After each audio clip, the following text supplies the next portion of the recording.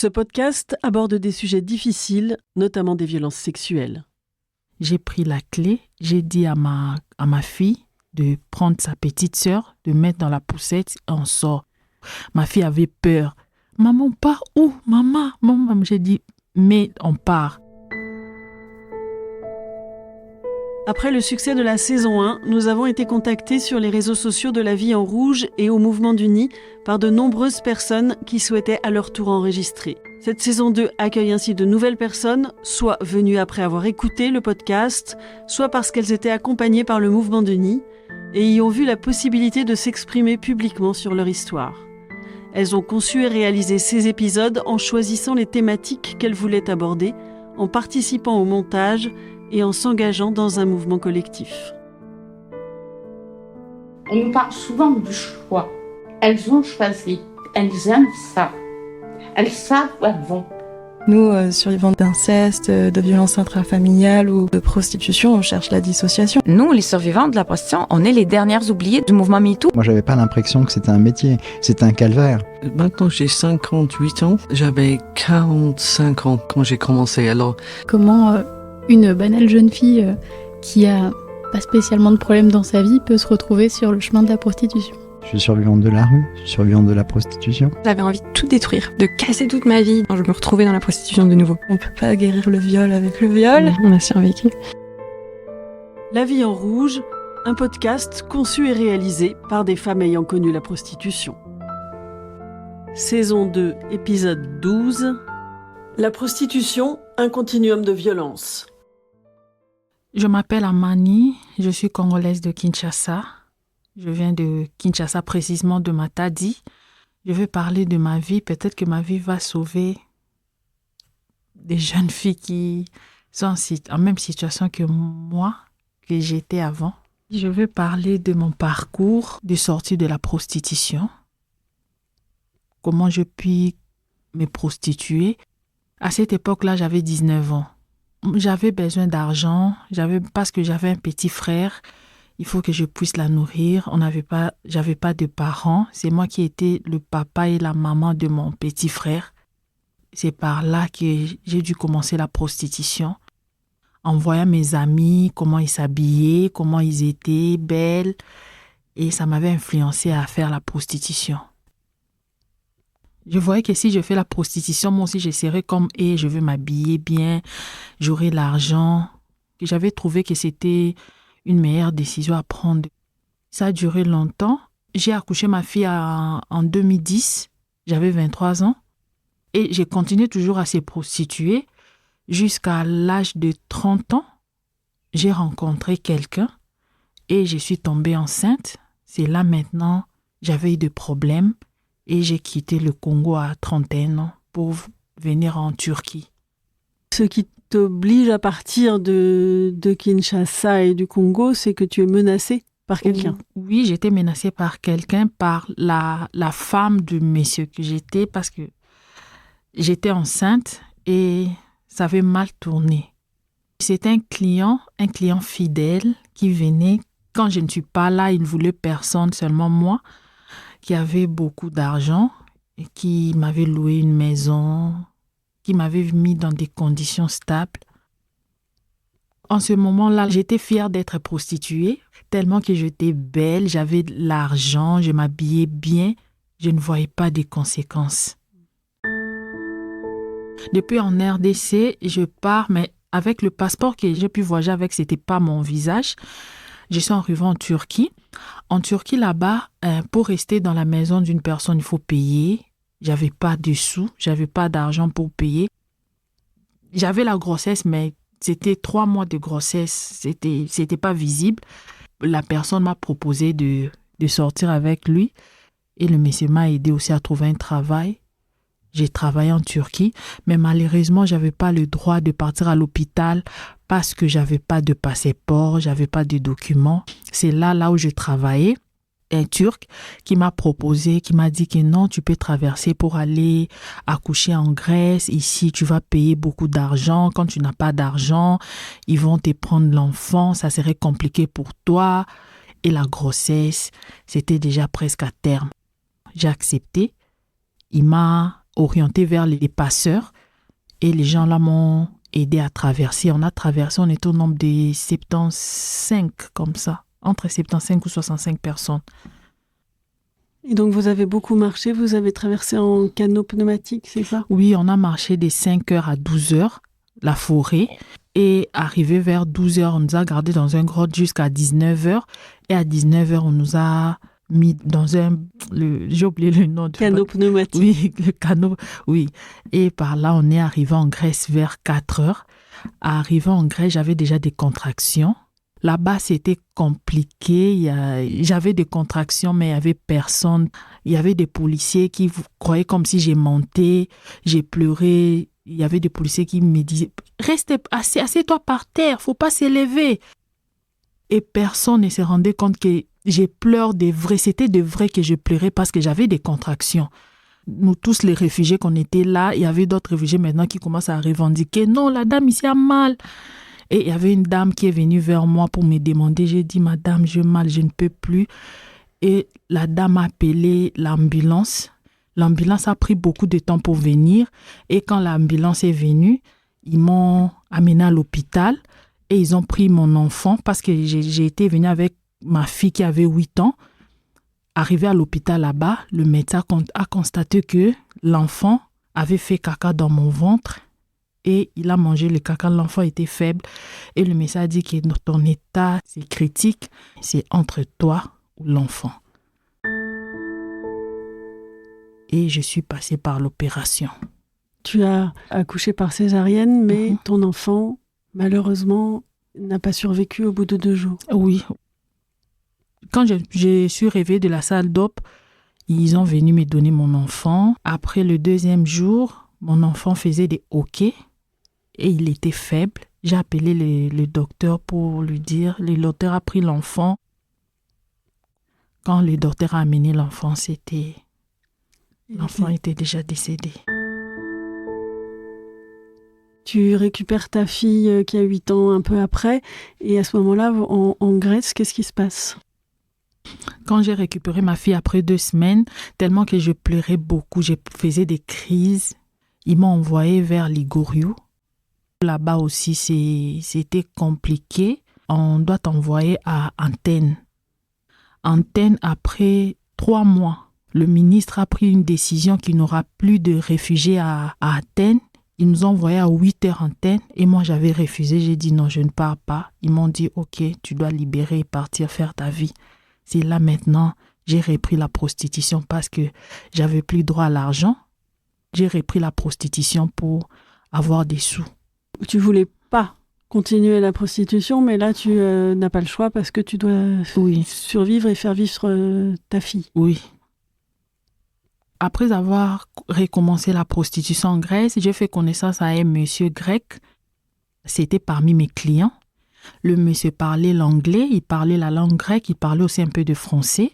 Le monsieur m'avait expliqué que quand la Grèce était en crise, il était venu en Belgique. C'est un monsieur qui cherche pour le noir le travail.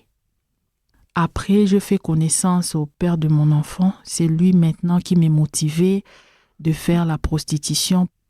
L'asile avait rejeté son dossier. Il n'avait plus rien. Donc, il m'a motivé de se prostituer pour acheter les habits, de basket. Et moi je l'aimais. Hein. Moi, je l'aimais. Et je faisais ça par amour.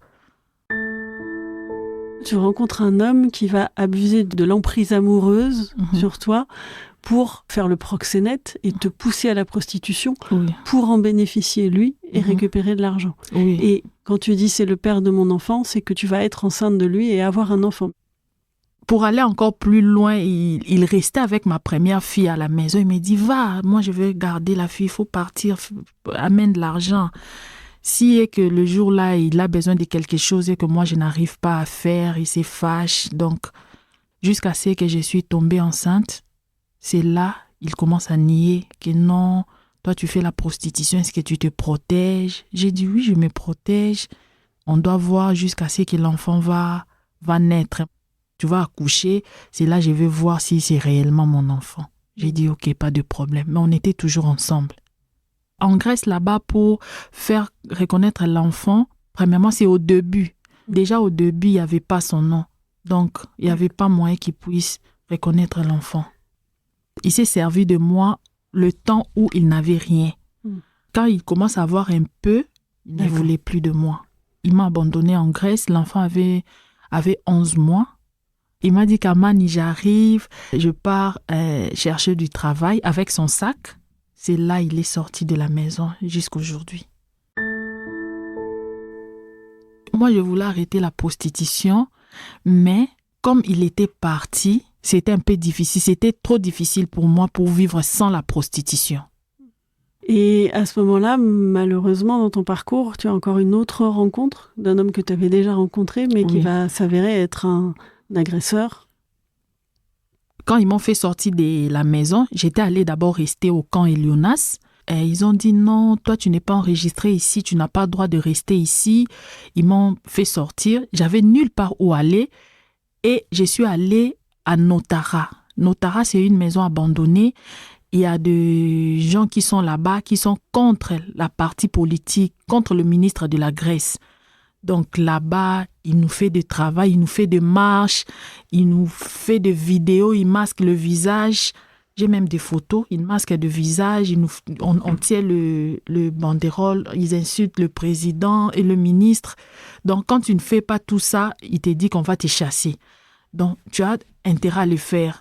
On le faisait. D'accord, on t'oblige à manifester contre... Oui, contre le ministre, oui. On était obligé à le faire, je le faisais.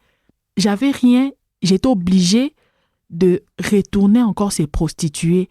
C'est là maintenant, quand je me prostituais, que mon ancien client, je me suis encore retombée sur lui. Il m'a dit, oh, comment ça va? Ça fait longtemps.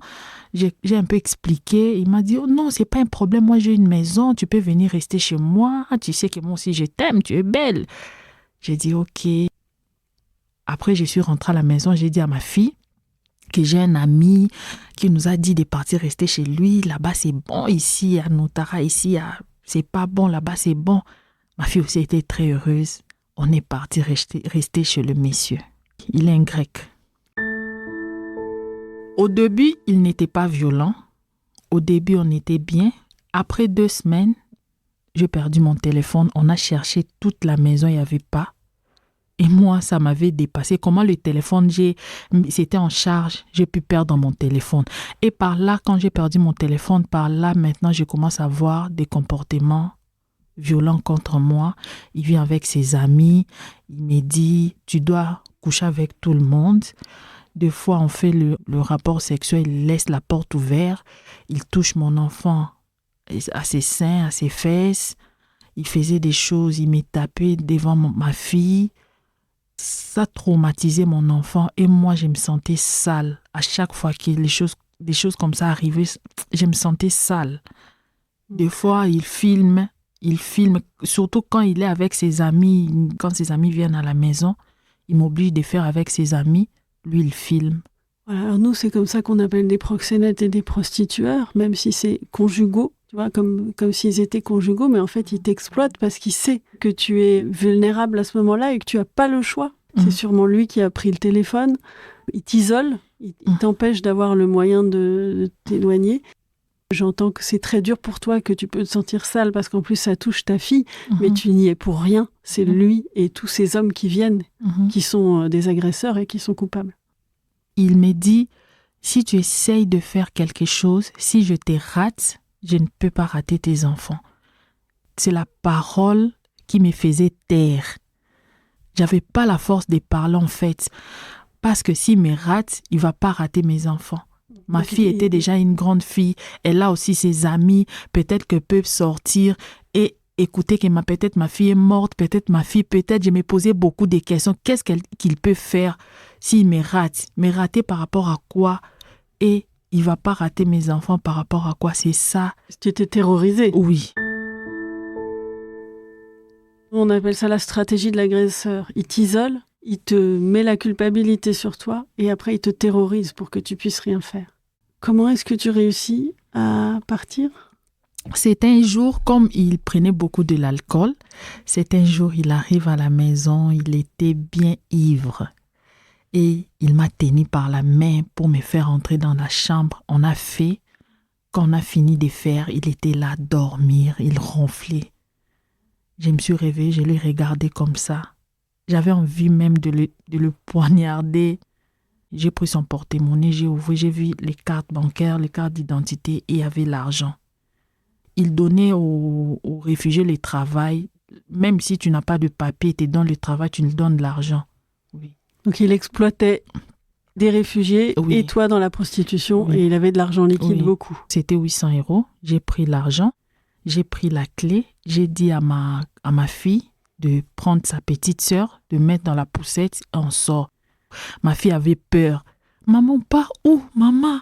J'ai dit, mais on part. Et on est parti dans un hôtel.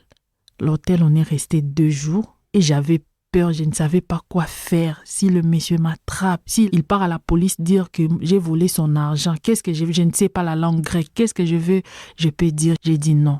Je suis descendue. En bas, il y avait une maison qu'on vend le revêtement des téléphones. Et les gens qui vendaient les revêtements des téléphones vendaient aussi les billets d'avion en ligne. Je suis allée là-bas, j'ai acheté le billet pour la France.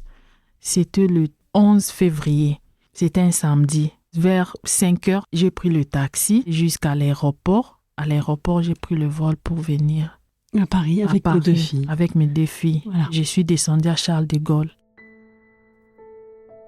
Nous, Alexine, Amani, Ambre, Amina, Anne, Esther, Favor, Grace, Hope, Lexi, Rosalie, Rosen, Sabine, Valérie et frères de banquise, qui avons connu la prostitution, qui avons pu nous en sortir. Nous avons conçu et réalisé ce podcast pour faire entendre ce qu'est vraiment la prostitution. Si vous aussi vous vivez ou avez vécu de la prostitution, sous quelque forme que ce soit, et vous voulez en parler, vous pouvez nous contacter sur les comptes Instagram et TikTok de La Vie en Rouge. Retrouvez toutes les informations sur les extraits sonores et témoignages évoqués dans la description de l'épisode. Cette saison 2, comme la première, a été entièrement conçue et réalisée par des femmes ayant connu la prostitution, avec le soutien financier, logistique et éditorial du mouvement d'Uni. Dans cette saison, vous entendez aussi la voix de Sandrine Goldschmidt, rédactrice en chef de la revue Prostitution et Société, qui dialogue avec les nouvelles personnes enregistrées. Au montage, les conceptrices du podcast ont été également épaulées par Bertrand Boissimon, réalisateur-monteur, et Céline Muller, productrice. Les épisodes ont été enregistrés au studio La Poudre de la Cité Audacieuse. Nous remercions tous les services civiques qui nous ont facilité le travail. Merci à la Fondation des femmes pour son soutien indéfectible aux femmes victimes de violences. Les épisodes sont disponibles sur toutes les plateformes d'écoute.